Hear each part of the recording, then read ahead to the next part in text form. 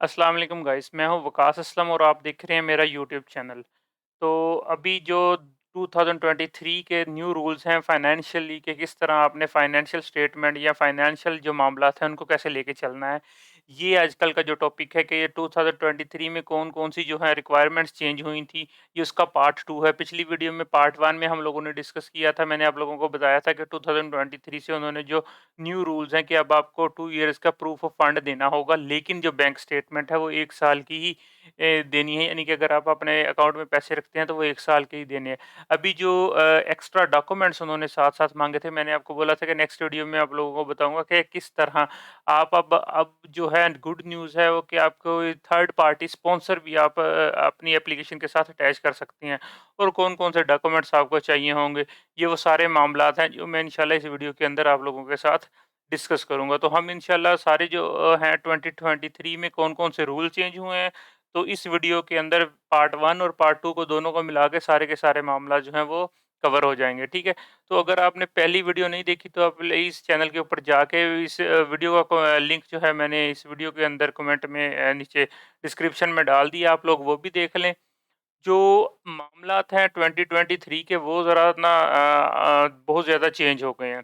सबसे पहले तो ये जो उन्होंने ऑफ़िशियल वेबसाइट है ऑस्ट्रियन गवर्नमेंट की, वो उसके ऊपर उन्होंने 3 डॉक्यूमेंट्स जो हैं ना अब मस्ट कर दिए हैं आपकी एप्लीकेशन के साथ। तो हम लोग थोड़ा-सा इसके बारे में डिस्कस कर लेते हैं। इसी के साथ-साथ अगर आप लोगों का मतलब जो है एप्लीकेशन इन प्रोसेस है, तो हम लोग उसका भी देख लेते हैं कि क्या-क्या मैं आप लोगों को बताता हूँ कि किस तरह उस एप्लीकेशन को भी जो कैटेगराइज़ किया जाएगा। तो सबसे पहले जो मामला देखते हैं कि कौन-कौन से नए डॉक्यूमेंट्स अब उन्होंने माँगे हैं। तो फाइनेंशियल जो प्रूफ्स हैं उसमें उन्होंने 3 कैटेगरीज़ में मतलब इस वीडियो में भी मैं आप लोगों को स्क्रीनशॉट उसका शेयर कर रहा हूँ साथ कि 3 जो हैं उन्होंने डॉक्यूमेंट्स जो हैं वो माँगे हैं, 3 डिक्लेरेशन आप लोगों से माँगी है। सबसे पहली है कि जी आपने खुद एज़ अ एप्लीकेंट जो है उसने डिक्लेयर करना है कि उसके पास ये जो पैसे हैं वो किस तरह से आए हैं, ठीक है? डिटेल में बाद में डिस्कस करते हैं और सेकंडली कि जो उसका स्पॉन्सर है, पेरेंट्स हैं या कोई थर्ड पार्टी स्पॉन्सर है।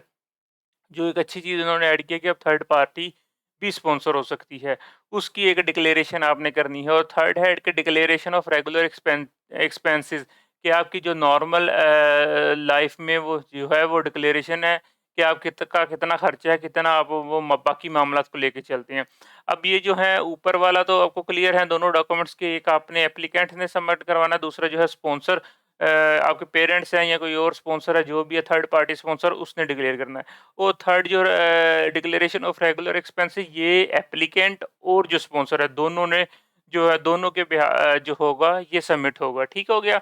अब हम चलते हैं डिटेल में जो डिक्लेरेशन ऑफ एप्लीकेशन है उसमें ये होगा कि अब इन्होंने पहले जो 3 मंथ की कंडीशन थी अब उसको बढ़ा के 6 मंथ की कंडीशन कर दी है कि आपने 6 महीने की सैलरी स्लिप अटैच करनी है या आपने 6 महीने का बैंक जो है बैलेंस या बैंक आपकी जो है वो यानी कि अपने जो है 6 महीने की जो है वो बैंक स्टेटमेंट शो करवानी है।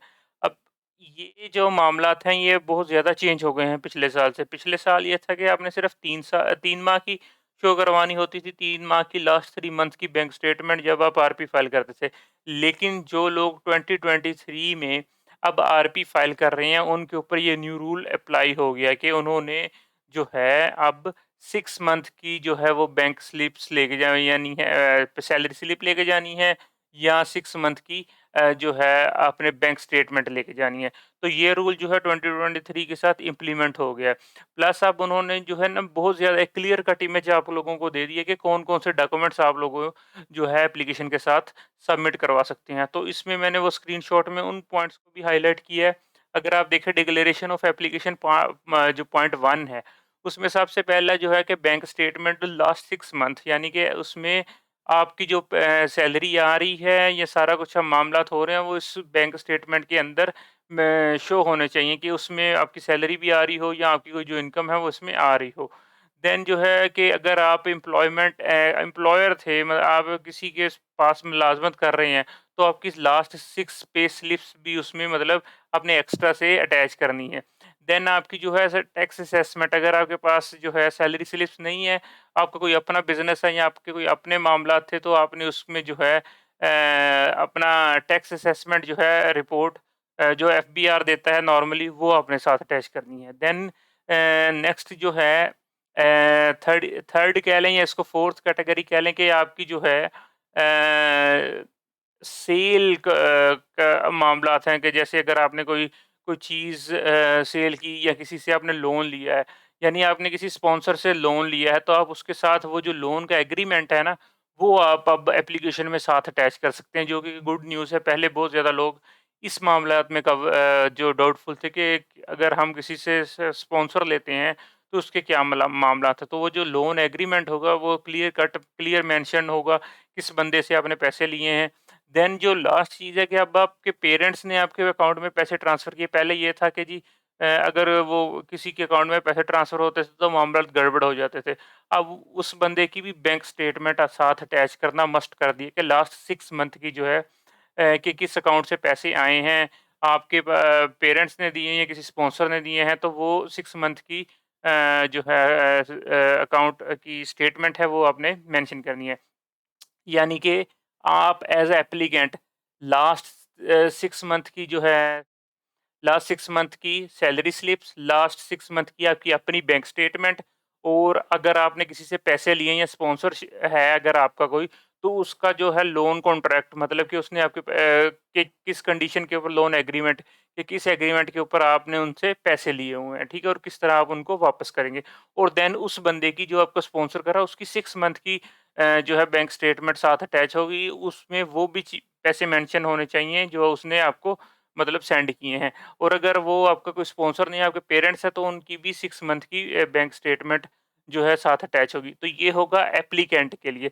अब आते हैं कि नेक्स्ट अगर जो है बंदा कोई स्पॉन्सर कर रहा है, पार्ट 2, कि अगर आपके पेरेंट्स हैं या कोई थर्ड बंदा जो है आपको स्पॉन्सर कर रहा है, तो उसमें क्या मामलात हैं कि अभी इस कंडीशन में सेकंड कैटेगरी में पैसे आपने अपने अकाउंट में नहीं डलवाए, बल्कि आपने कोई स्पॉन्सर रिप्रेजेंट किया है कि जी ये स्पॉन्सर है मेरा और आप इसके साथ मामलात जो हैं आगे लेके चल रहे हैं, ठीक है?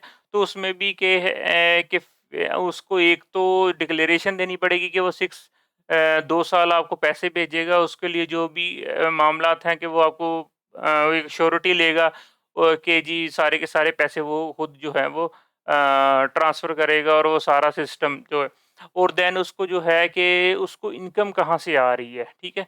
और जो उसकी टैक्स असेसमेंट की रिपोर्ट है वो भी। यानी कि जो बंदा आपका स्पॉन्सर कर रहा है, चाहे आपके पेरेंट्स हैं, आपका फैमिली मेंबर भाई-बहन है या कोई थर्ड पार्टी स्पॉन्सर है, उसने एक डिक्लेरेशन जो कि स्टाम्प पेपर पे होगी, इसका मैं लिंक आपके साथ शेयर कर दूँगा। वो फिक्स टेक्स्ट है, अब वो अपने स्टाम्प पेपर पे प्रिंट करवाना है और उसके सिग्नेचर करवाने हैं और अपने करने हैं, ठीक है?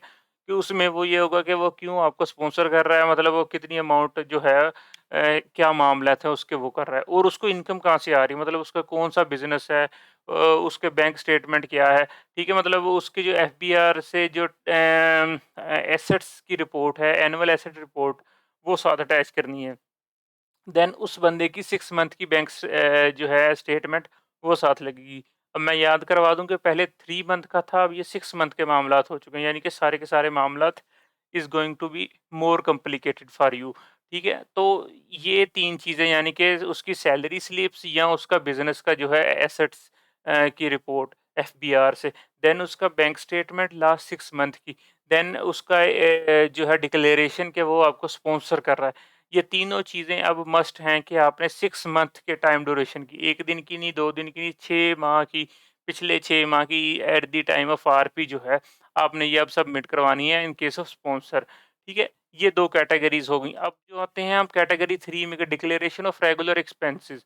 अब ये जो नई चीज़ है इसमें क्या है, इसमें सिंपल उन्होंने जो मामलात किए हैं वो ये किए हुए हैं कि जी आपके क्या-क्या एक्सपेंडिचर्स आ रहे हैं मंथली।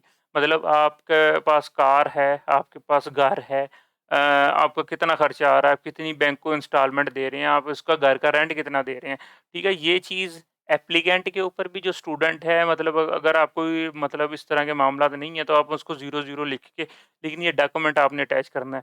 देन ये ही डिक्लेरेशन आपका जो स्पॉन्सर है उससे भी वो माँग रहे हैं कि क्या है उसके, मतलब उसकी इनकम कितनी है, उसके जो है नॉर्मल रेंट कितना दे रहा है, कार की जो है इंस्टॉलमेंट अगर कोई ली हुई है वो कितनी दे रहा है, और बाकी जो उसके डेली के मामलात हैं वो कितने ले रहे हैं, ताकि वो एक एनालिसिस कर सकें उसकी बैंक स्टेटमेंट के कंपैरिज़न में कि उसके बैंक में इतने पैसे आ रहे हैं, उसका जो मंथली है सिस्टम वो ये चल रहा है, ठीक है? ये 3 चीज़ें जो हैं वो मेजरली चेंज हो गई हैं। अब ये कि 2023 से कि ये 6 मंथ के लिए हो गई हैं। अगर अब कोई भी बंदा अब 2023 में आरपी फाइल कर रहा है, तो उसको 6 मंथ के लिए ये जो है प्रूफ देने पड़ेंगे, तो उनका जो मामलात है वो आगे चलेंगे।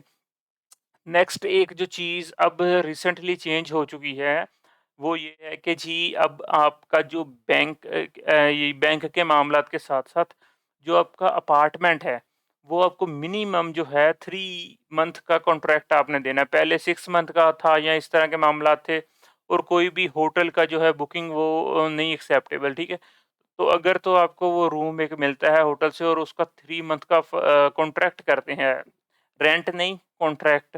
कॉन्ट्रैक्ट और रेंट में ये फ़र्क है कि जो रेंट आउट करते हैं उसमें ये होता है कि वो आप उसके लायबल नहीं है किसी भी चीज़ के, ठीक है? आप एज़ अ गेस्ट वहाँ पे स्टे करते हैं। और जबकि आपके पास अगर कॉन्ट्रैक्ट होगा तो आप उसमें मतलब रेज़िडेंसी हैं, मतलब आप उसके रेज़िडेंट हैं, ठीक है? रेज़िडेंट राइट आपको होटल वगैरह में नहीं मिलेंगे, ठीक है? तो कोई भी वेबसाइट आप यूज़ करें जहाँ से आपको कॉन्ट्रैक्ट मिल जाए, इसमें कोई भी ऐसे लिमिटेशन नहीं है।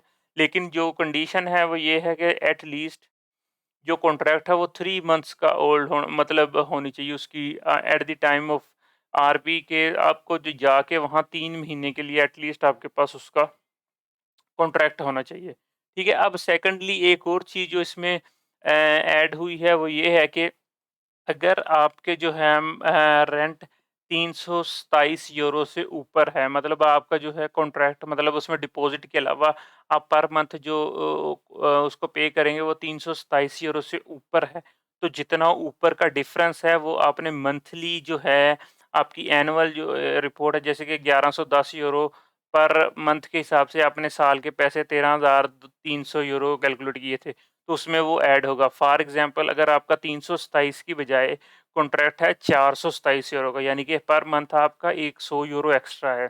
तो अब जो है साल का ये 1200 यूरो एक्स्ट्रा हो जाएगा। तो जहाँ पे आपने 13,300 यूरो की जो है बैंक स्टेटमेंट शो करवाई थी, अब उसको आपने 14,500 की शो करवानी है, क्योंकि ये 1200 यूरो जो आपने रेंट एक्सपेंसिव मतलब अपार्टमेंट एक्सपेंसिव लिया है, उसके पैसे उन्होंने उस कैटेगरी में डाल दिए हैं, ठीक है? तो ये जो रूल्स हैं ना, ये 4 रूल्स लिटरली ये यकदम चेंज हो चुके हैं 2023 में। आई नो कि आपके लिए बहुत सारी इसमें मुश्किलात आएँगी कि जी पहले आपने 6 मंथ की बैंक से स्टेटमेंट नहीं देनी थी, पहले आपने 3 मंथ की देनी थी। लेकिन इसमें एडवांटेज ये हुआ कि अब आप जो है किसी बंदे को थर्ड पार्टी स्पॉन्सर रिप्रेज़ेंट कर सकते हैं, जो कि उन्होंने ऑफ़िशियली वेबसाइट के ऊपर एक्सेप्ट किया है। लेकिन क्या होगा कि वो स्पॉन्सर का आपने जो उसके साथ कॉन्ट्रैक्ट किया होगा, मतलब आपने उससे जो लोन लिया होगा, लोन एग्रीमेंट आपने साथ अटैच करना है। लोन एग्रीमेंट जो है वो एक एप्लीकेशन का मस्ट पार्ट है। जस्ट एक टिप कि अगर आप किसी से लोन ले रहे हैं पैसे, तो उस केस में आप उससे 2 साल का लोन लें, या फिर आपके पास बैक एंड पे हो कि वो लोन इस तरह हो कि 1 साल के पैसे वो आपको पहले दे दे, देन उस लोन में हो के वो नेक्स्ट ईयर आपको दोबारा से पैसे ट्रांसफ़र करेगा। They can accept. और जब उसकी लोन की पेमेंट है वो 3rd ईयर से आपके पास, मतलब यानी कि आपकी स्टडी के बाद 6 मंथ का टाइम दे आपको, यानी कि 2.5 साल के बाद या 3 साल के बाद उसकी जो लोन रिटर्न जो है वो प्रोसेस वो स्टार्ट हो, ठीक है? तो ये जो मामलात हैं और उसमें जो भी आपको पता है कि लोन में 2 गारंटेड मतलब बंदे होते हैं। तो ये सारे मामलात अब आपने खुद लेके चलने हैं। इसमें ये बेनिफिट हो गया है। लेकिन कि जो अब डॉक्यूमेंटेशन उन्होंने कि एफबीआर की एसेट्स रिपोर्ट के ऊपर बहुत ज़्यादा फ़ोकस किया है 2023 से, कि टैक्स रिटर्न्स के ऊपर बहुत ज़्यादा फ़ोकस किया, और देन 6 मंथ की सैलरी स्लिप और 6 मंथ की बैंक स्टेटमेंट उन्होंने अब से माँगनी शुरू कर दी हुई है। तो होपफुली आपके जो मेजर क्वेश्चंस थे कि क्या मामलात हैं, वो सारे के सारे इस वीडियो में क्लियर हो चुके होंगे। अब आपको स्पॉन्सर है वो भी आपके मतलब सारे के सारे जो है मामला देख सकता है। आप खुद भी उस अपने सारे मामला देख सकते हैं। आपने 6 महीने का जो टारगेट है वो रखना है।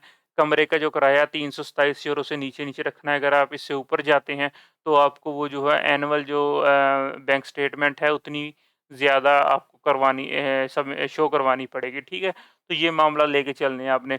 और ये जो है डॉक्यूमेंट्स मतलब ये जो डिक्लेरेशन है इसके बारे में थोड़ा-सा मैं, अगर आप लोग इंटरेस्टेड हैं, तो ये सिंपल डिक्लेरेशन है कि जो आपका है ओरिजिन ऑफ फंड्स के पैसे कहाँ से आए। अगर आपका कोई स्पॉन्सर है तो आपने ये मतलब फॉर्म फिल करना है, सिंपल उसमें है कि किस अकाउंट से आए हैं, किस डेट को हैं, कितनी अमाउंट आई है।